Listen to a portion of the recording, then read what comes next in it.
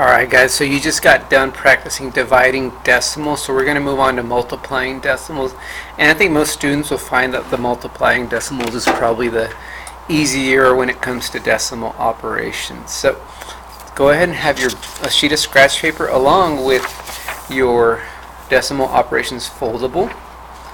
Okay, let's look at our example. It's 1.159 times 0.03.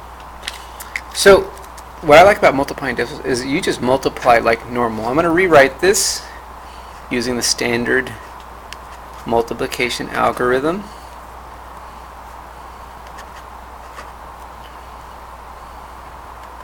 What I like about multiplying decimals is you don't have to line up your decimals like you do in adding or subtracting. So again, you could just line them up, make them kind of nice and even on the right side, so you got your numbers lined up as best as possible. And then, so what I'm going to do first is I'm going to look at my decimal places. Okay, I'm going to count my decimal places. For my top number, I got 1, 2, 3 decimal places. For my second number, I've got 2 decimal places. 1, 2. That means I've got a total of 5 decimal places. So I'm going to write that little 5 down, and that just as a little reminder for later. Kind of, you're going to set it and forget it. So you're going to multiply your numbers as you would whole numbers. Okay, let's multiply. 3 times 9 is 27. 3 times 5 is 15 plus 2. That comes out to 17. Carry the 1. 3 times 1 is 3 plus 1 is 4. And 3 times 1 is 3. I'm not going to multiply the 0 because I know I'm just going to get a bunch of zeros. Okay, so I multiplied like normal. And this is where I'm going to go back to this 5 I had up here earlier. That's going to tell me how many place values I'm going to have. So starting from the right, I'm going to move the decimal, or move 5 spaces. 1, 2, 3, 4, and then 5. And place a 0 there. So my product, remember product's the result of a multiplication problem, is 0.03477.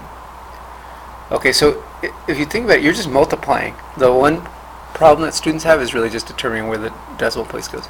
Again, don't line them up like you do with adding or subtracting. What I mean by them is your decimals, and just multiply like normal.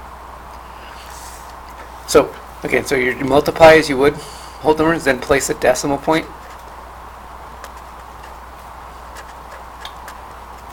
The number of places in the product is the total number of decimal places in the factors. That's the 2 numbers that you use. These are your 2 factors. Okay? Let's go ahead and do an example. This is where you can use your factors. I'll just give you guys one example. Okay, let's do 2.12 times 0.5. I'm going to count my decimal places. I got 1, 2 here, plus 1 more here. That's my 3. I'm going to set it and forget it. I'm going to come back to that at the very end. And now we just multiply like we do whole numbers. 5 times 2 is 10. 5 times 1 is 5 plus 1 is 6. And then 5 times 2 is 10 again.